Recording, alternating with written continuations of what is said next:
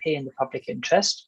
My name is Stephen Wyber, and this is a session organised by the Knowledge Rights 21 programme, which is an initiative launched in order to promote copyright laws that permit 21st century access to education, research and culture.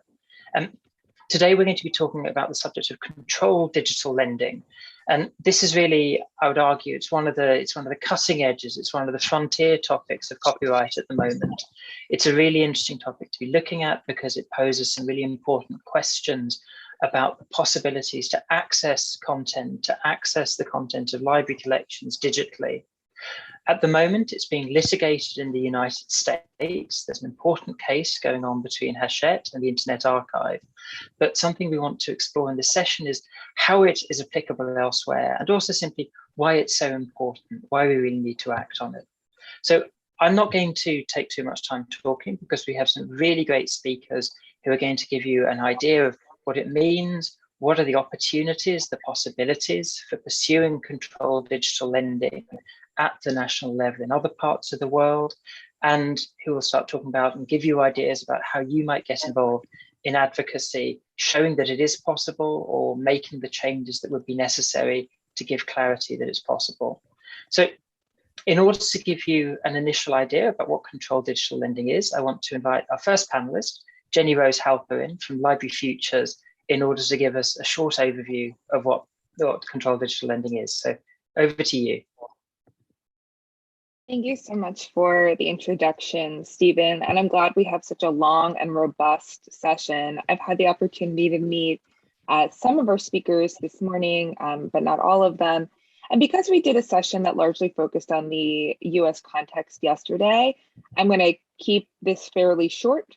So controlled digital lending is a library practice that essentially keeps a loan to owned ratio between books or materials, because it can be done with many different kinds of materials that a library owns, and the number that it loans.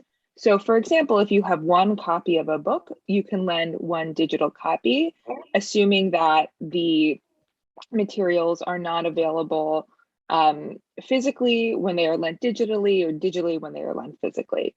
And the reason for this is for a number of reasons, but the main reason is that this is a copyright respecting way to lend materials in an equitable way. And so for Library Futures, what we explain is that what controlled digital lending does is it maximizes the library's full potential through economic efficiency, educational efficiency, access efficiency, and civil rights. And so I will link to a policy paper we've done and also to an explainer video that sort of explains the mechanics of how it works. But just in short, controlled digital lending was coined by a legal library scholar named Michelle Wu several years ago. And the reason why she came up with this system is because her library was destroyed in a flood. And she started to think, well, okay, so now I have to use public funds to repurchase materials that I have already purchased. There's no reason for this. If they were digitized, I could maximize the use of funds. I could maximize the efficiency of my library. And so it's been used by organizations like the Internet Archive, but also hundreds of libraries around the US over the last 10 years or so.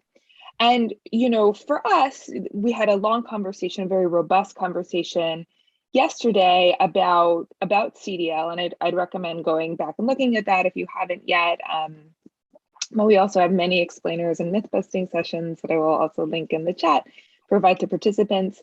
But so we had this long conversation, and in the words of our board chair of Library Futures, the goal is to make controlled digital lending boring. It's just what a library does. If a library has a copy of something, they can lend it. If they have it digitally or physically, it's a format shift, it shouldn't matter. But if we're judging it from a legal point of view, Michelle made very clear that it does pass fair use in the United States. And so I know that the context is quite different in other countries, but in the United States, at least, it is a fair use question. This is fair use, and it is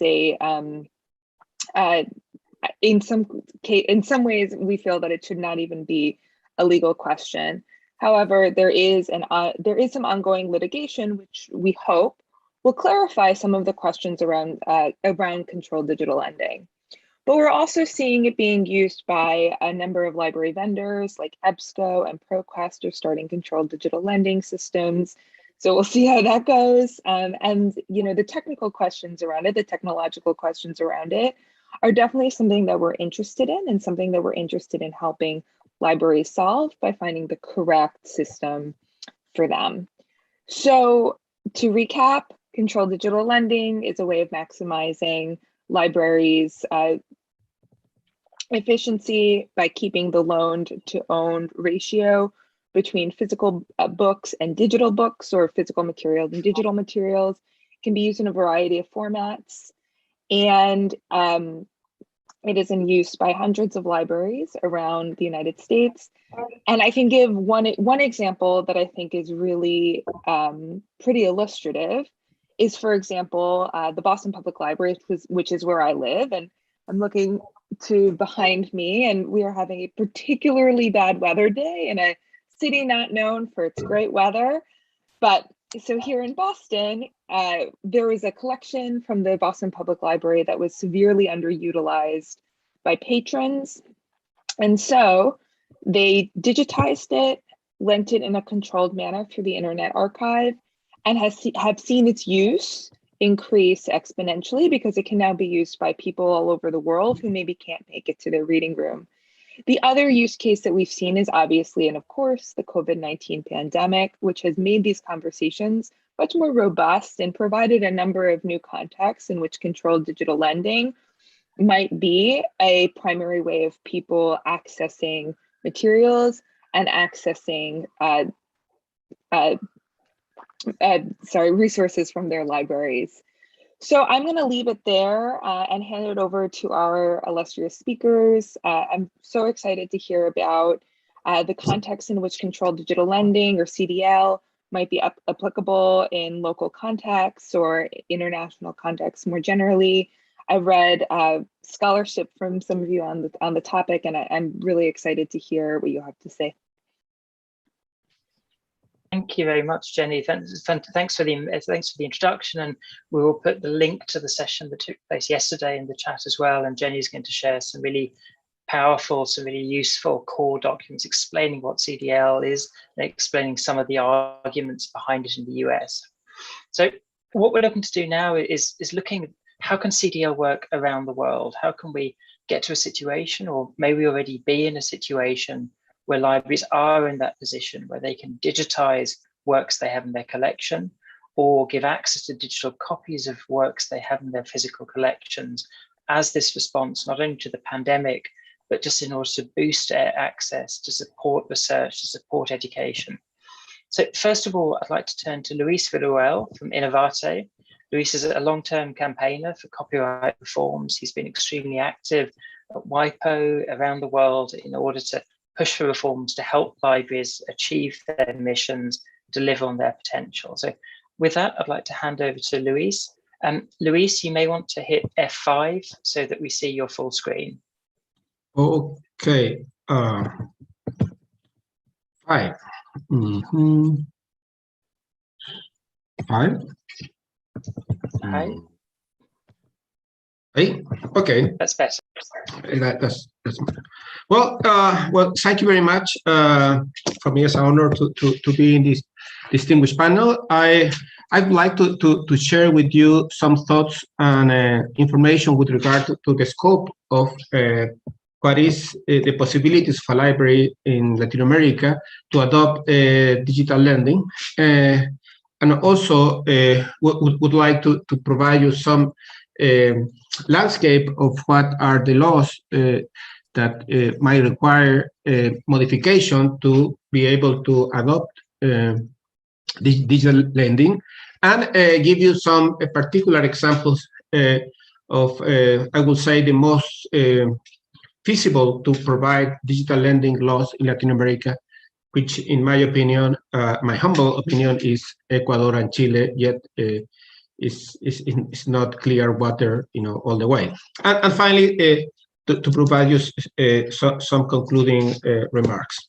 So, but before to go to the content, I will do my commercial. Just to many of you don't know who is or who are in Corporación Innovarte. We are an NGO from 2008, fighting for access to knowledge and health. We work basically on IP reforms in Latin America and around the world, and taking a look on access to medicines and access to education materials, promoting open knowledge. We have already discussed what is digital lending, but I would like to start making the first consideration is that digital lending, as has been explained, which requires making a copy to be later made available to the user with a number of technical software that stop the user from making copies or redistributing. To do that, you will need to have an exemption for a number of copyrights. And the first important thing is that not all countries, despite all the uniformity that has Berne Convention, the WCT, CTT, the WIPO copyright treaties, they don't have the same rights. For example, it's arguable if United States provide making available rights. I understand the jurisprudence tells that they don't have it. So what the rights that they have to deal is with the reproduction and distribution. And but in other countries there is express making available right. So then that right will be in place, and distribution right will not be in place, especially because distribution right under international norm only apply for physical copies. And in some countries also they recognize a lending right by itself, despite there is not an international norm asking for lending rights. So there is no, the landscape is different depending on each country, so we cannot think that is just one exception applies to everyone. So having said that, here we have a landscape that I have copy from my friend Patricia Diaz, who has made a landscape on flexibilities around Latin America. Specifically, in this slide is for libraries, and it encompasses all type of exceptions for library. There is no one specifically for controlled digital lending, but still it can provide you an idea where you can find a solution.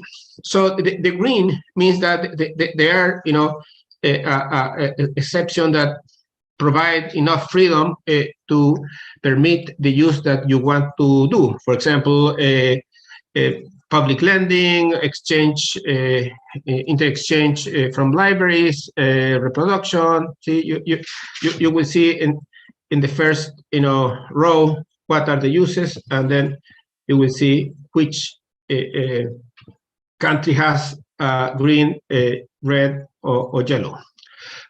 So from this first look, you immediately recognize that there is not a chance in Argentina, Brazil, Panama, Paraguay, Peru, Uruguay, and only you will find some ground in Chile, Colombia, and Brazil.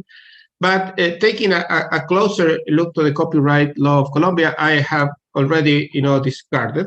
So the only countries today to looking only, this is very important, only to the copyright law, we could find a space for controlled digital lending. And I say looking only to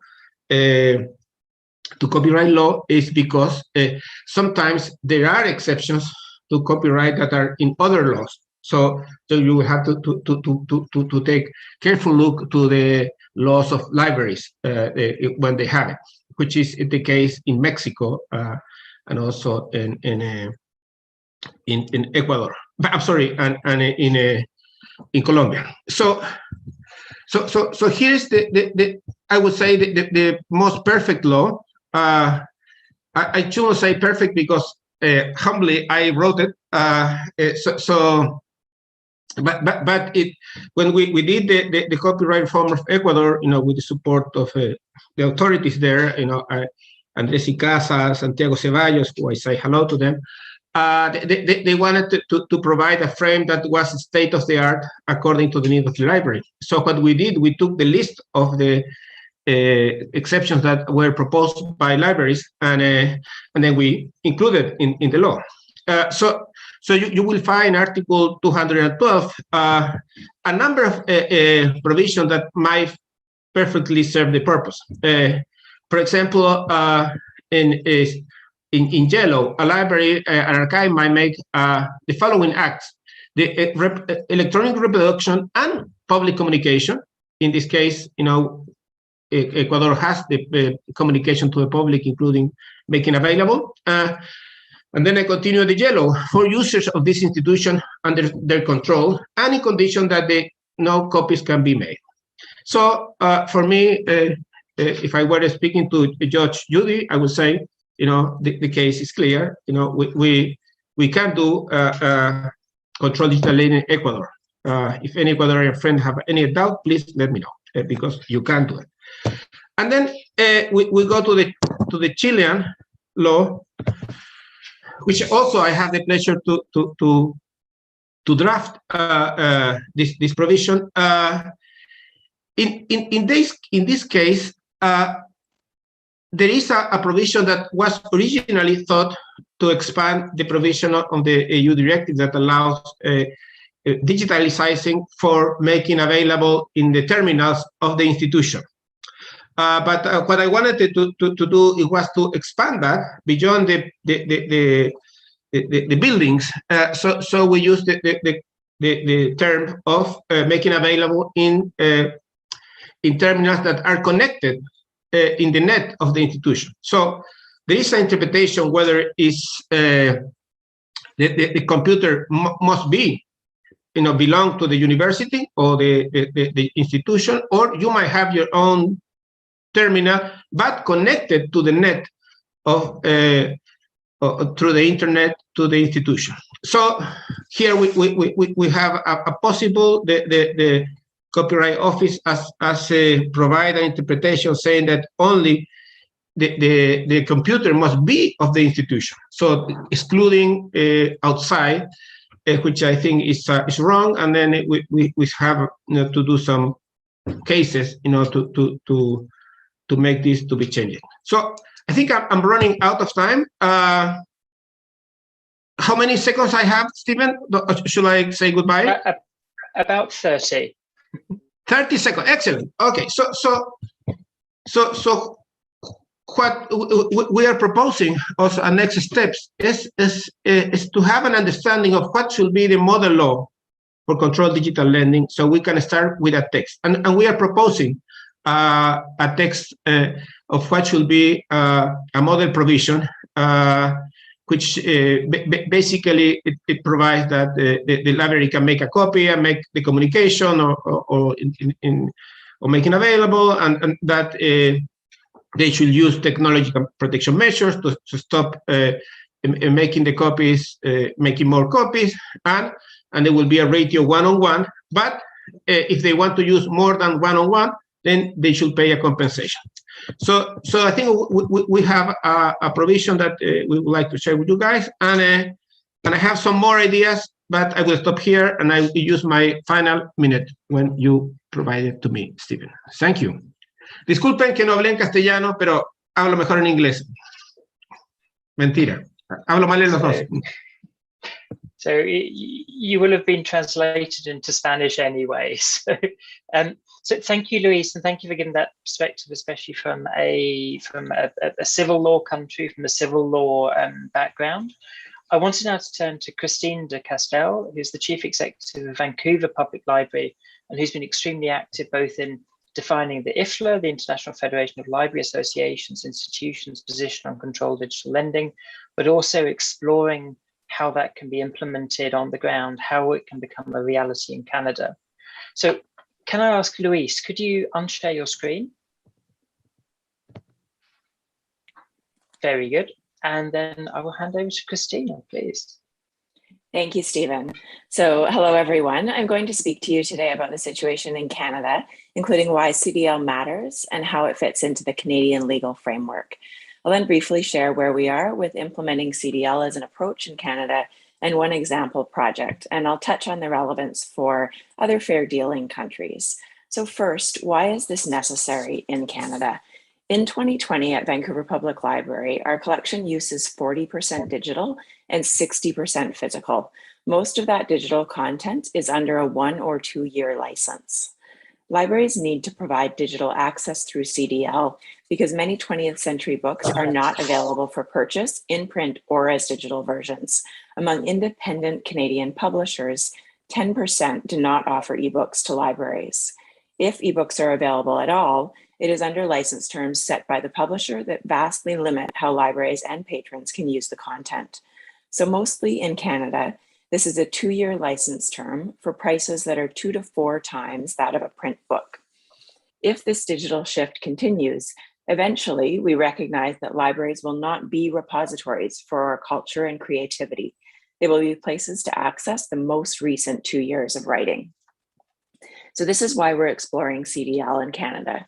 I'm vice chair of the Canadian Federation of Library Associations Copyright Committee and chair of a subcommittee on controlled digital lending. And we've been undertaking a review of the legal framework for Cdl in Canada. We have a policy paper forthcoming that outlines what I'll talk about today and that will be published open access. I'll share with you some of the key points for the legal framework for Cdl in Canada from our paper. And this approach is relevant and could support the justification for Cdl in other fair dealing countries. We're fortunate in Canada to have a number of exceptions to copyright for libraries, archives, and museums, some of those that Luis has been referring to, including preservation, collection maintenance, and interlibrary loan.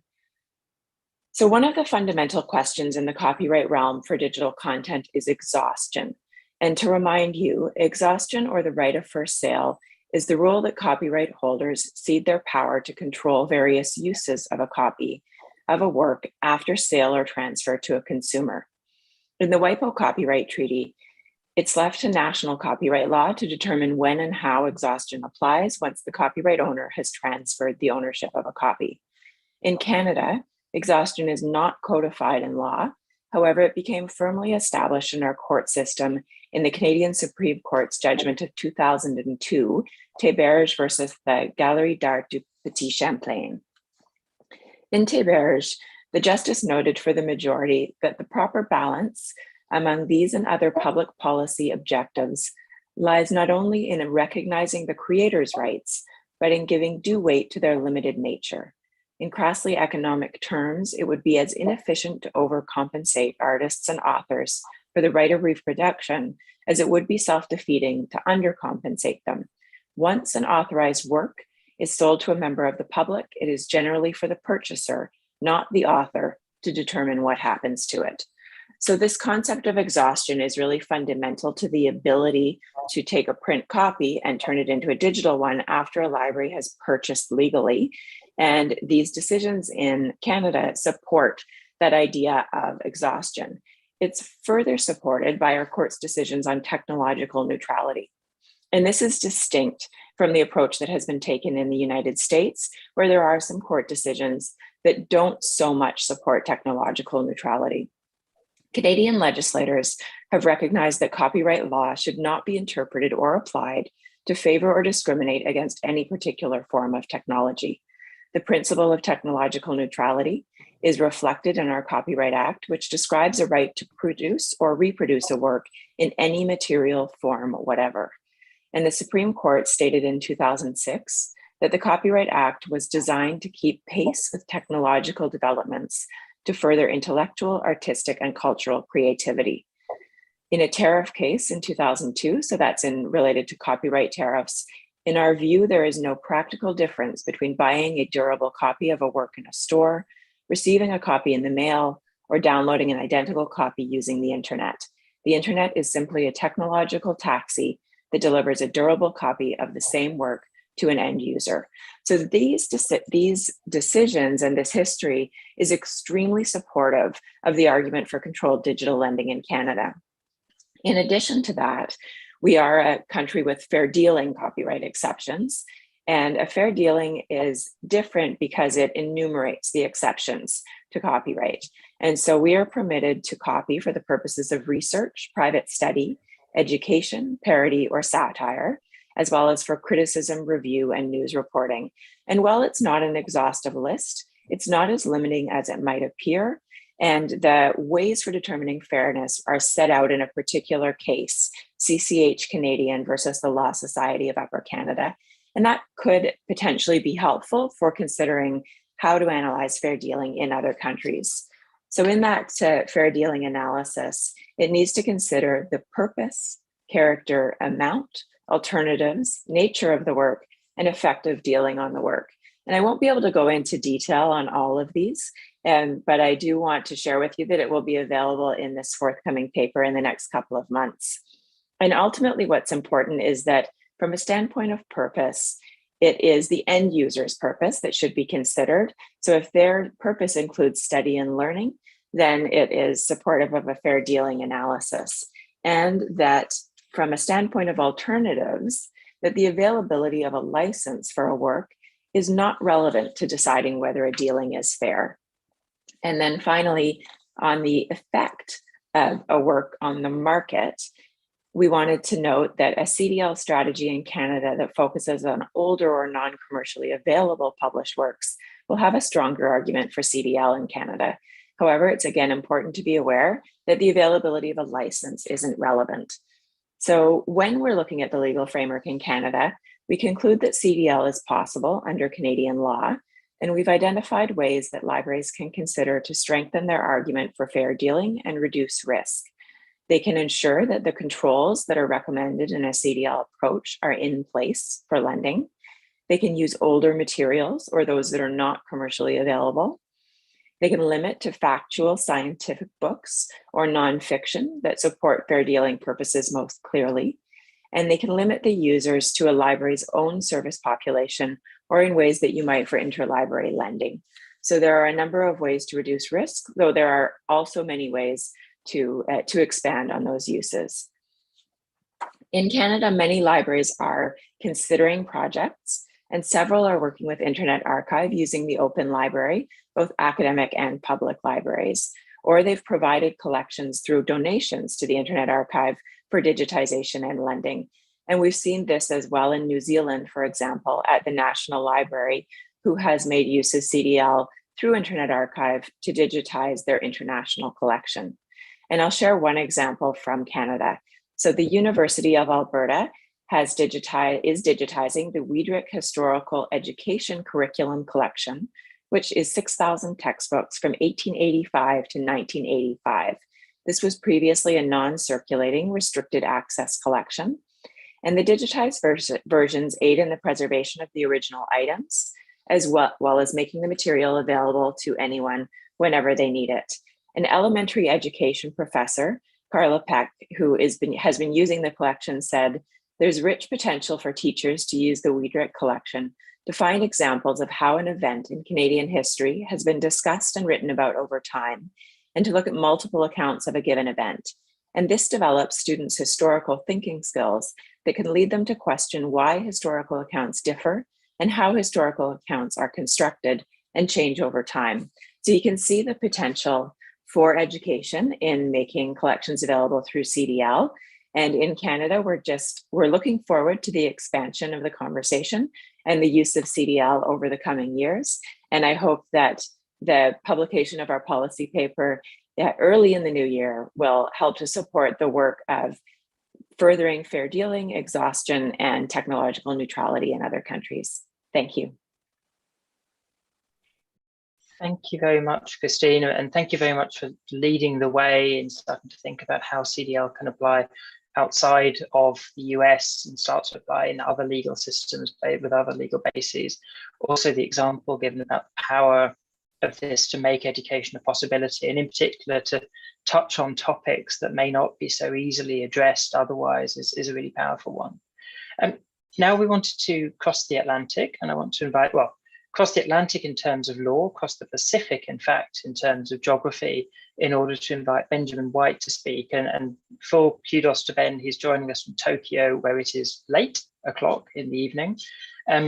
Ben is a driving force behind the Knowledge Rights 21 programme, a library advocate par excellence, and he's going to be talking to us about, and also contributed, was one of the drafters of the statement on controlled digital lending, and he's going to be looking at the situation in Europe and the possibilities under the law in the European Union. So over to you, Ben.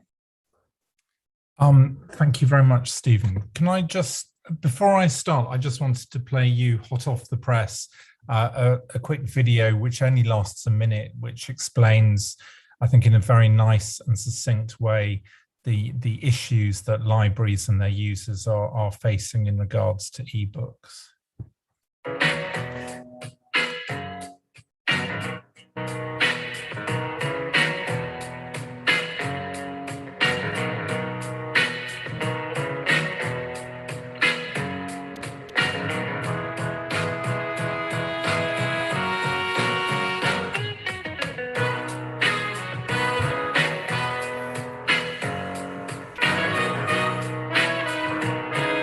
We can't see anything. Hey Ben, we can't see it. It's not showing? It doesn't. Can we try again with sharing screen? Otherwise, I'll get it up on my computer and we can screen it from mine. So I will start. How about that? Yep. You can make it full screen. Does that work? Okay. Yes. Right. So sorry for wasting everyone's time. How is that? Very good. Yep.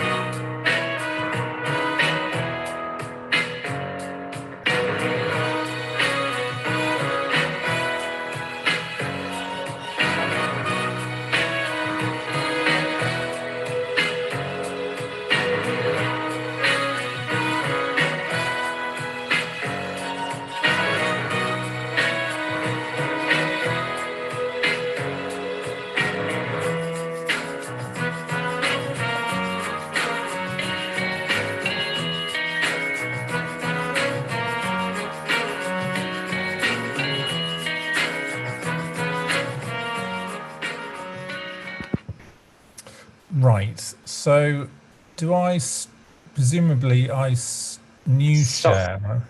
Stop sharing, I think. Stop share. More than 20 million people use Grammarly every day to improve their writing. And you might want to turn off the sound on the video. Yeah. You're good now.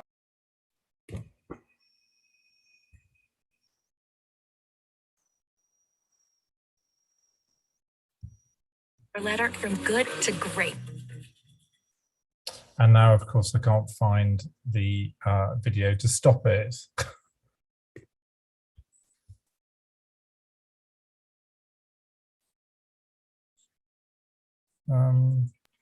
We're not getting the sound from it here, if that's any help.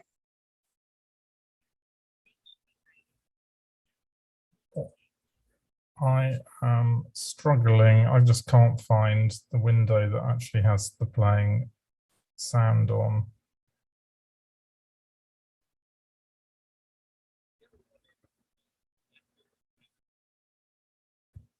Can you hear me speaking, or can you still hear the video? No, we can't hear the video. We can see the screen. Sorry? PowerPoint edit. We can see the screen. We can't hear the video.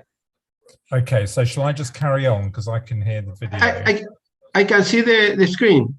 Yeah, so carry on. About the 3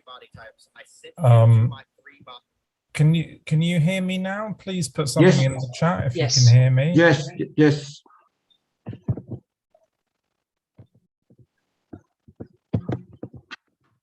Okay, so I will carry on then. So sorry about that. So I'm speaking on behalf of Europe, and what I am going to be talking about mainly is a European Court of Justice case a number of years ago.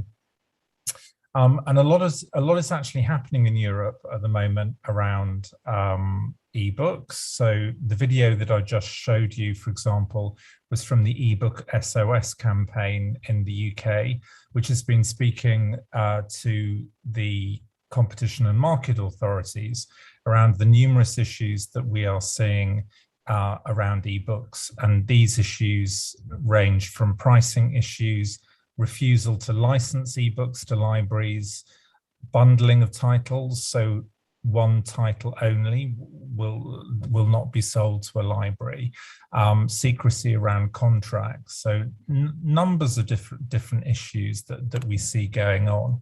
And if you're interested in this this topic, I'm not going to speak on this because I've already used a lot of my time up already, and that's gone wrong as well. But I would encourage you to take a photograph, and this outlines many of the issues that we're seeing.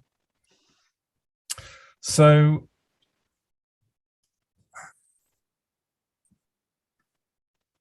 what I'm going to be talking about is a 2016 case which the Dutch Library Association ended up taking through the national courts to the Court of Justice of the European Union.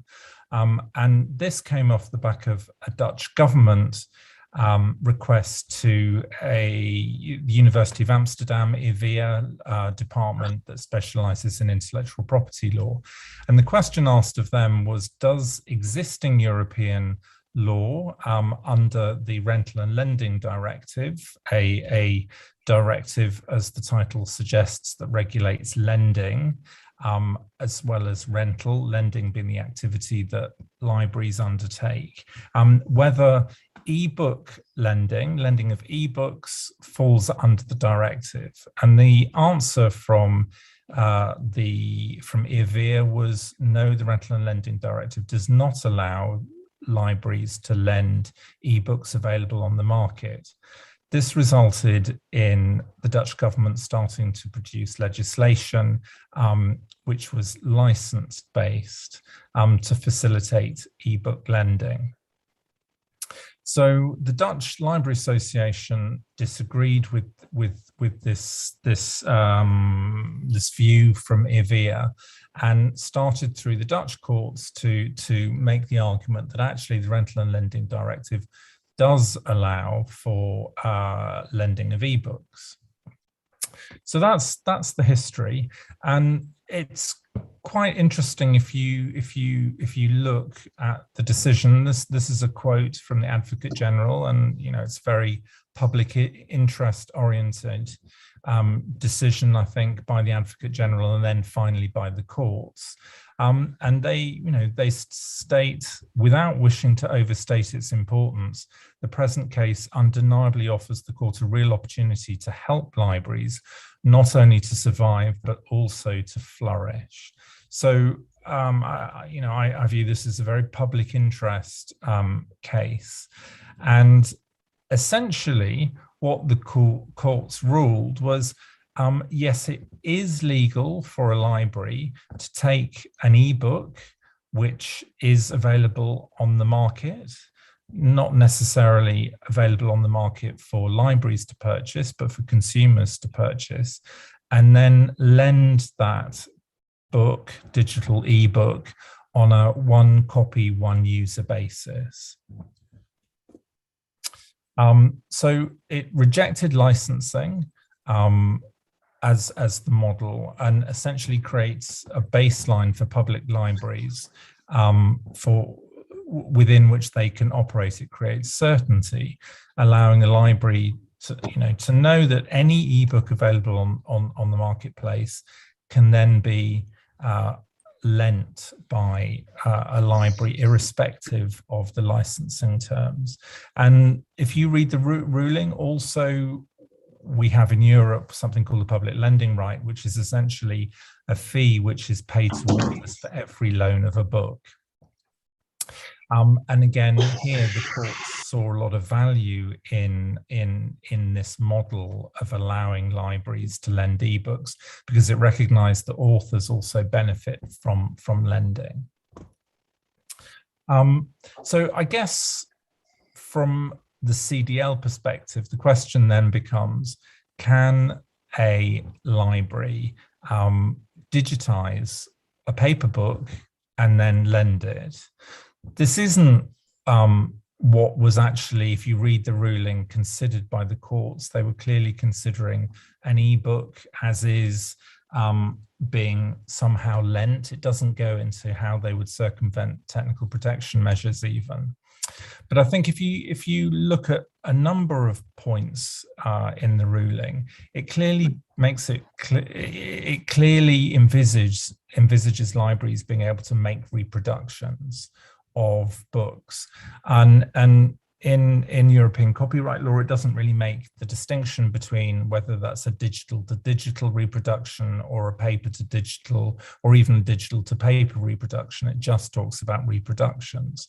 So I think kind of if you put a CDL kind of lens on the case, it clearly does allow libraries to make reproductions, and therefore I would argue it would allow a library to digitize a paper book and then lend it on a one copy, one user basis. Again, it didn't look at the interplay it didn't look at the license that was offered to the consumers that essentially the library was ignoring, because licenses for consumers by definition are for individuals to use for their own personal use.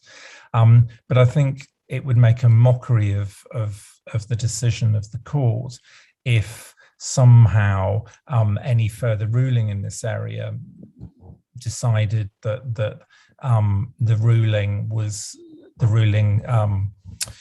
the license trumped the ruling. Clearly what the court was saying here was it doesn't matter what the license says. It doesn't matter that the license is aimed at consumers. Libraries under the Rental and Lending Directive are able to lend.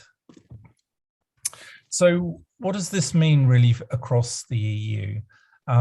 Well, what the European Court of Justice does is it makes decisions on points of principle, and then you have to look at member state law and how they are crafted. So although we have this very positive decision, we now need to look at each member state to see whether existing laws allow this interpretation for libraries to lend on a one copy, one user basis. So just sort of finishing off, because I'm sure I'm overrunning, if we look at Ireland, for example, again, Ireland clearly allows libraries to, education establishments and libraries to lend books. And then in terms of the reproduction rights, I think the interplay with the ruling is quite interesting. But ultimately what the ruling means and what provisions crafted for a different kind of copying by libraries, what the interplay between the two is, we would only know if there are further court cases on this. But just looking at the reproduction right in isolation, in Ireland, a library is able to make reproductions as long as it isn't practicable to purchase a copy of the original work. So, you know, this might mean if the work is too expensive, or if the work is not available on the market anymore, then a library could potentially digitize the work and lend it on a one copy, one user basis. My personal interpretation on this. So ultimately, it will depend on the library and the library's approach to risk. So thank you. Thank you, Ben, and thank you for setting out those arguments there. And I think it's fascinating looking across the. Oh, I think we've got your video in the background, Ben. It's fascinating looking across the different legal models, the different across the different legal models in 3 different continents. How it's nonetheless possible to make that case that controlled digital lending should be possible. That libraries could already be able to take it up, even if, as you say, there is that element of having to decide themselves what they're able to do and what they're willing to do. What I'd like to do now is actually then hand back to Jennie, who's going to talk a little bit and just give an idea about the other factors that are crucial in the take-up of controlled digital lending. So over to you, Jennie. Yeah, thank you so much for these presentations. They are fascinating because I feel sometimes like, particularly with library futures, we get kind of caught in this North American hegemonic idea of what controlled digital lending is and what it can be. And so I think it's really important that we consider a variety of contexts and a variety of different uses, particularly as relates to equity issues globally. And so to that end, we're going to get a little bit into the advocacy agenda in a bit, but to that end, we've been working with folks like Ben, and we've been working with IFLA, whose statement on controlled digital lending is really powerful and really clear that this is a process that is of utmost importance to the global community. So one thing that comes up a lot for us is rather than spending a whole lot of time convincing folks that CDL is important or that it is legal, is how do I do it, right? How can this technology work? And to be honest, some of it is a bit nascent. It relies on digital rights management and other technologies to keep the book or material sort of protected, and also relies on a series of technological systems that are in some way still being developed. The most robust is obviously and definitely from the Internet Archive, and they have an open libraries program that many libraries around the world participate in, as Christina gave an example of. Another use case that wasn't mentioned that I think can provide a really interesting case study for the use of CDL is when a library closes. Here in the United States, a number of colleges and universities have been closing, unfortunately, and in that turnover of universities and of colleges and of schools, a number of those schools and school libraries have been donating their collections to organizations like the Internet Archive, who have been making them available digitally. The last thing that hasn't really been mentioned that I do want to make sure is clear is the question of market impact for digitization and for controlled digital lending. The argument that publishers will often make is licensing is the only way. This is the way that it's going. You know, this is the theoretical concept put forward by a bunch of lawyers. Maybe isn't necessarily the way that libraries are going or should go. But again, I just want to emphasize that this is the way that libraries work. This is the way that they have always worked. And there is absolutely no data that shows or proves that any kind of lending by libraries, in particular digital lending, has any kind of deleterious effect on publishing revenue or author revenue. There is a study that I can link to that claims, in fact, that particularly for out of print or mid-list books, digitization can improve uptake by up to 32% and overall sales by 92%. This is also a question of discoverability, of providing the kind of resources for a global audience to really access knowledge in the service of the public good There are many different reasons why somebody might not be able to go to their library or may need a digitized book. Ebooks, as currently licensed, don't always provide all of those use cases. So for example, print disability, rural folks, or somebody who just wants to read 20th century knowledge that maybe hasn't or would not have commercial value from publishers who cannot make it to their library. These should all be use cases that are considered. And as we approach this in the United States, there are many different ways that we could approach this. So the first is through litigation, which is ongoing, but that's going to take a very, very long time. Another way that we could approach this is like Luis, through a uniform bill. And so we've seen some ebook bills come up in Maryland, New York, and in Rhode Island. And we are working on a uniform bill as well with our policy community in order to start to really inscribe controlled digital lending as part of the environment, or at least library ownership, which is really what this comes down to. There's going to be a conversation tomorrow on licenses and ownership, which I'm sure is going to be incredibly lively. But at the end of the day, what this really comes down to is the right for libraries to own and lend their materials digitally or physically as they have historically, using the principle of first sale and using the principle of exhaustion. And so to sum up, I am so excited to hear all of the different contexts. There are, for us, a number of routes, but the two that we are exploring as an advocacy organization are a uniform bill and in sort of waiting to see how this litigation turns out, but to be proactive, are also hoping for maybe a federal CDL bill, but as everyone who follows American politics knows that would be a very long time coming. I also wanted to draw everyone's attention to the recent letter from Senator Ron Wyden and Representative Anna Issue, where they asked really hard questions of publishers to find out, what is the market effect of lending digitally, of digital books. In the United States, we don't have a public lending right like in the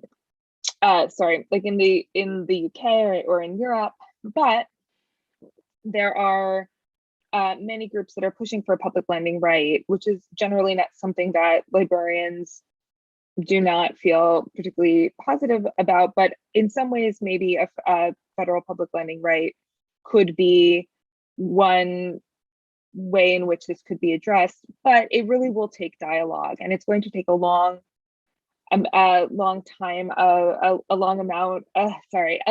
dialogue between publishers, libraries, and the public. And then last, I'll just leave you with a lot of the concerns, particularly about market effect, are really outside of the scope of librarians. Libraries do not set publisher contracts. They do not set contracts with authors.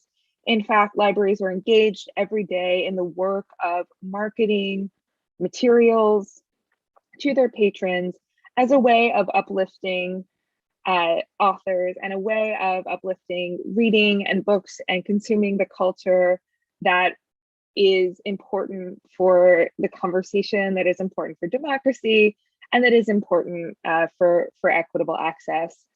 So I am going to hand it back over to Stephen to sort of wrap us up. Not sure how much time we have. I think we have a little bit more time than I thought we did. So thank you, Jenny. And I think, fortunately, you've broached the question of advocacy. So we have 5 minutes left, and I think we're going to get cut off on the dot. So, we have 30 minutes left. That's okay. That's longer than we led for. Okay, excellent. We actually have more time. We have time for questions as well. Perfect. So you've already touched on, through the work that you're doing with Library Futures, not only the arguments that there are for CDL and the arguments that there are, especially for not opposing CDL, given all of the contributions it makes to the wider goals of libraries, the wider role that libraries can play in society, but also the weakness of arguments against it, claiming its harm, claiming the damage it's doing, when in fact library lending, CDL, can provide a real bonus. what I wanted then to do is turn to Luis to talk a little bit, adding on to what Jennie has said about the importance, the potential, what could an advocacy campaign around CDL for people listening in, to the recording in due course, what should they be looking at? What could they be thinking about in order to advocate, to make this a reality in law, in practice around the world? Luis. Thank you, Stephen. If you allow me, I will practice my Spanish. A ver, para avanzar en una agenda de préstamos digitales controlados, yo creo que particularmente para Latinoamérica, el primer paso debe ser clarificar si efectivamente, relacionando todas las leyes que pueden estar involucradas, tanto derecho de autor como otras leyes como de bibliotecas públicas, clarificar que no se pueda interpretar que está permitido el préstamo digital controlado. Para esos efectos, nosotros estamos preparando una carta de consulta para ser enviada a todas las oficinas de propiedad intelectual para que haya una opinión que permita, digamos, tener esa claridad. Y una vez que tengamos esas confirmaciones, iniciar tomando eso como justificación, por un lado la necesidad, y para eso necesitamos el apoyo internacional, digamos, la colaboración internacional para tener sistematizado cuáles son las razones de por qué es importante tener esta excepción, comenzar el trabajo político para obtener apoyo para hacer una reforma, y dentro de esta es que nosotros también proponemos hacer esto llevando un proyecto de artículo de excepción concreto, como el que ya tenemos desarrollado, pero obviamente adaptado a cada país según las sensibilidades.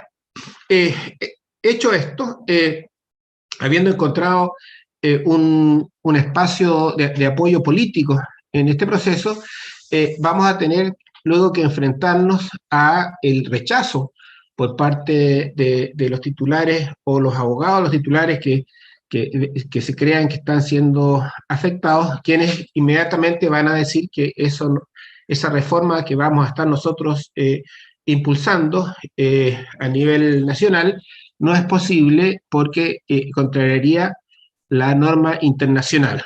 Entonces, aquí es muy importante el que conozcamos exactamente cuál es el marco internacional y no peleemos, como lo decía Beatriz Busaniche en una excelente presentación de ayer, que no peleemos con hombres de paja, que en realidad se nos presentan argumentos que son falaces y nosotros los tomamos como verdaderos y empezamos ahí a enredarnos. Entonces, en este punto es muy importante tener claro el alcance que tiene el artículo 9.2 del Convenio de Berna y la relación que tiene con el artículo 17 del Convenio de Berna, que es particularmente apto en este caso para servir como una justificación desde el punto de vista internacional a la adopción del préstamo digital controlado, atendiendo el contexto de salud pública que beneficia. También es muy importante que tengan a la mano y revisen las declaraciones concertadas al Tratado de la OMP y Derecho de Autor, que expresamente señalan que las excepciones permitidas al derecho de reproducción son totalmente aplicables al entorno digital, en particular a la utilización de obras en formato digital. Eso es al artículo 1.4 que se refiere al derecho de reproducción que está en el Convenio de Berna. Y también, igualmente importante, la declaración concertada al artículo 10, que expresamente señala que las disposiciones del artículo 10, que contiene la mal llamada regla de los 3 pasos, permiten a las partes contratantes aplicar y ampliar debidamente las limitaciones y excepciones al entorno digital. En consecuencia, es muy importante que en este proceso en que vamos a llevar una propuesta de norma concreta, también estemos preparados en cuanto a la argumentación de por qué esa norma completa es suficiente, digamos, de acuerdo con la norma internacional. Y paro acá porque esto da seguramente para un seminario completo. Muchas gracias, Stephen.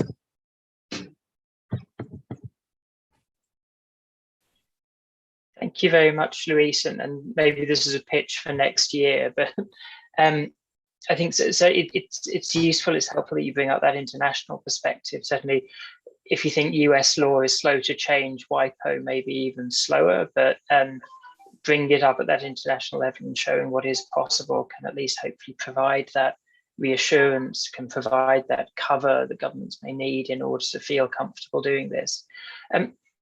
I'd like to turn to Ben in order to talk from his perspective about what this advocacy agenda looks like in order to, as I said, either change laws where laws need to be changed or make the practice of CDL a commonplace. I think, as Jenny said, sufficiently boring every day to be a reality for as many people as possible. So over to you, Ben. So what I will do is speak on behalf of Knowledge Rights 21. So this is an Arcadia funded project, and what we are going to be doing on the ebooks front is talking across a number of different European countries to get dialogue and get evidence really from different libraries across Europe as to what issues they are facing. We have, I think, done a good job in the UK and Ireland, and certainly in the public library space in Germany, they've been very active. So I think what we want to do is get more of an evidence base across more European countries to understand what the issues actually are. Once we have evidence, then that will allow us to have discussions not only with copyright offices about how or indeed if new laws at the member state level are needed in order to bring about controlled digital lending. It will also allow us to have conversations with the competition authorities. We're intending on doing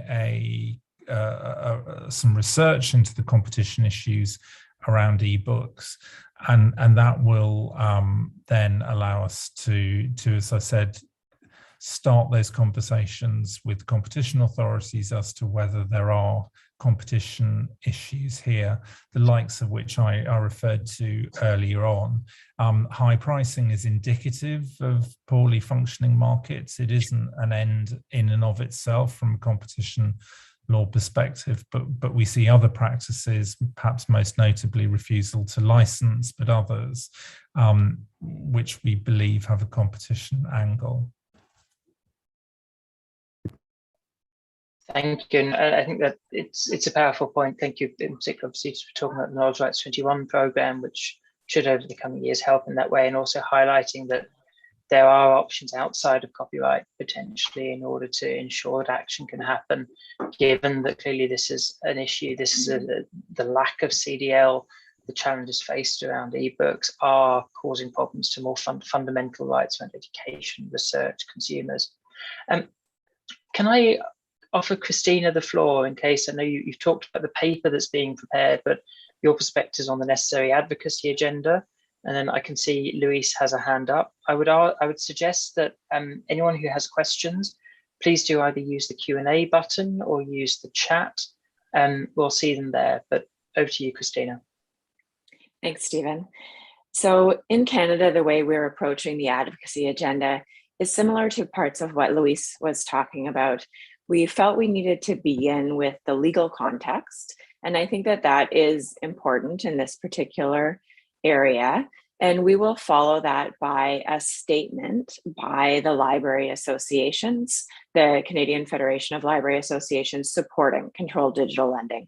So we've done a statement in general support of Internet Archive in the past, but we'll move on to a statement once we have this deeper background paper available and start to talk at conferences and gatherings of libraries about why CDL is important and what libraries should consider, because we need to raise awareness and understanding of how CDL addresses the challenges libraries are facing with licensing. before we can really have a strong advocacy movement happening. At the same time as this is going on, we are simultaneously talking about the issues of ebook licensing with policymakers and politicians. So this is the approach that we're taking in Canada, and I think that it can be helpful if you're in a country that doesn't have funding available to put together an organization, and where you're needing to do this as volunteers or as librarians that are working in other jobs and wanting to support this as something that's in addition to what you regularly do. We have engaged legal academics to help us in our universities. And so we'll draft the paper and then have them reviewing it to make sure that the legal argument is sound. We would then move on to identifying what exactly is needed in law to give libraries more comfort, because we know that libraries and librarians are very risk averse. They worry about being sued, don't want to be in a situation that's in opposition to publishers. So we really need to support people becoming comfortable with the concept through a lot of talking to libraries and librarians and library workers through conferences and educational sessions, and in conjunction with spreading the word to policymakers and politicians about the difficulties of the current situation, the high prices and the licensing restrictions. Thanks. Thank you. I can see already Luis has a hand up and I think has a couple of questions or a comment. Luis? Thank you. Very briefly. I mean, the first comment is that from my experience, I see that normal libraries don't have the idea of the possibility of controlled digital lending. I mean, it's something like we can do what? So we really need to do something about that. To really inform libraries that this is an option for them. And the second is, so the question is, how do we do it? You know, well, Stephen, you are IFLA, you are the man to work on it, but let's have a plan. And the other is the question: shall we take this as a specific item to put in the agenda of WIPO as within the overall thing? Or shall we discuss this in WIPO or elsewhere as a standalone, you know, a mandate? What do you think, guys? So I'm going to open the floor to Jennie, as I know she had a hand up a minute ago. I'm sure others of us, Christina, Ben, have also engaged in WIPO in the past and can also feed in with views. But Jennie, over to you. Yeah, so I'm interested in hearing from Christina and Ben about the possibility of WIPO. I also very much agree with Christina that this is almost a hearts and minds question sometimes for librarians, that organizing folks around a large advocacy agenda is sometimes a bit tricky, particularly when it comes to people who are sort of used to engaging with advocacy on a very specific level, maybe through their state organization or through their national library organization. And I do think that there needs to be a strong stance. And I've been so excited to see what's going on in Canada in particular, and this very strong advocacy agenda that centers equity as a piece of as a primary way of considering how digital lending happens. I sometimes think that we need, in the United States at least, to get out of two paradigms. So one is access for access's sake. So it's how much can we get, you know, as mediated by and decided on by corporate publishers. So, you know, one of the issues that exists generally around the world is this 20th century problem where the majority of 20th century materials are inaccessible globally because there are too many copyright questions around digitization. So the other paradigm that I sometimes think folks need to get out of is this really individualized way of thinking about things. So it's very much based on, you know, what are the collections for my library? What are even the collections for my consortium? We work with consortia, and consortia have been some of our greatest supporters and champions within this, because it really is a way of collectivizing and thinking about collectivizing materials for a wider group of people. And the third thing, and I know I said two, but here's the third, The third is really, I also don't want to get into the question of access for access's sake. This is about empowerment. This is about providing a higher number of resources, a better number of resources for a greater number of people around the globe. And it is about, bringing these library values, which is not a term I usually love, but to go with it. So it's about bringing library values of organization of materials, of access to materials, of open access to materials, and of, frankly, the freedom to read to the question of digital assets. And I think that controlled digital lending does that. But I also think that, if publishers were willing to sell materials to libraries at reasonable prices and to sell, not to license or rent, then I don't necessarily know if we would be in the same position that we are. Open access, happy Open Access Week, everyone, but open access has been, taking off and gaining ground over the last 20 years. And you know what? Elsevier is still the biggest publishing company in the world with an $8 billion data analytics empire that relies very strongly on public funding.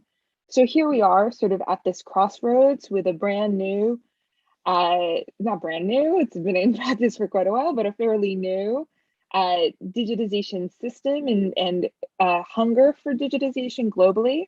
And I do agree that there needs to be better international cooperation and international collaboration around this issue. Whether WIPO is the right place to do that, I am not sure. So I will hand it over to Christina and Ben to maybe give some input on where they would see international collaboration really happening, particularly with Christina's robust agenda in Canada.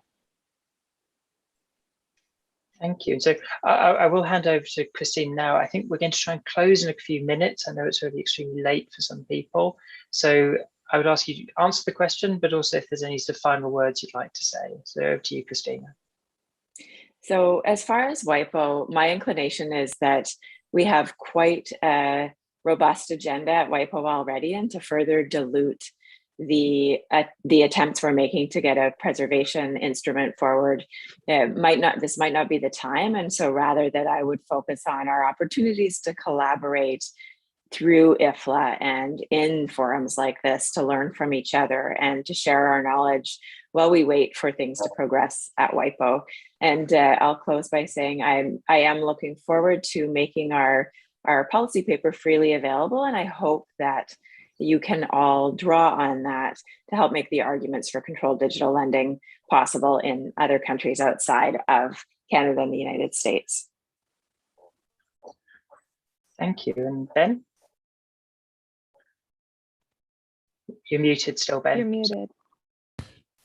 I suppose my inclination is if it's raised at WIPO, then the issue of global public lending rights will be raised. So it's a difficult one, I think, which we need to think through very, very carefully how, where, and when. So thank you very much. I suppose my own 2 cents on the WIPO side, I think there is a question throughout this whenever we're talking about controlled digital lending. Is it something that arguably is already permitted by the laws that are in place? Or is it something that needs its own dedicated bit of legislation, which of course is likely to act as a lightning rod for the debate that's happening anyway? And of course, we all know that legislation can go wrong, it can get captured, it can end up doing the wrong thing. So I suppose there's an interesting debate on the WIPO side about whether agendas that are currently being pursued around the importance of allowing for the digital application of exceptions and limitations, allowing for cross-border uses, may in fact actually cover some of this already and provide that means of doing it. Yeah, so with that, as I said, we're going to look to close around now. I think there's been so much in here. The recording is going to be up on YouTube, and so we'll circulate that, and please do look out for it. I think one of the things that's come out of this is that there's there's one concept with controlled digital lending. There's a clear goal with it, but there are many different ways in which it can actually be justified under law. That we do have a strong basis to work from. But as Christina said, as Ben said, there is this need to show it. There's this need to provide this reassurance, especially to libraries, that actually this activity, which is so vital, which is so essential, not just in the short term in order to allow for access to educational materials, to research, but also in the longer term, if libraries are to continue to fulfill their missions, that this is something worth working on. I know that we're looking forward to, in the context of the Knowledge Rights 21 programme, supported by the Arcadia Fund, to actually carrying on this work, contributing to these global efforts, contributing to change and uptake in Europe. So with that, I just want to say thank you so much to Jennie, to Louise, to Christina, to Ben. Thank you for your time. Good night to Ben. Good morning to Christina. And we look forward to continuing to work with all of you. Thank you very much indeed. Thank you. Chao a todos, abrazos.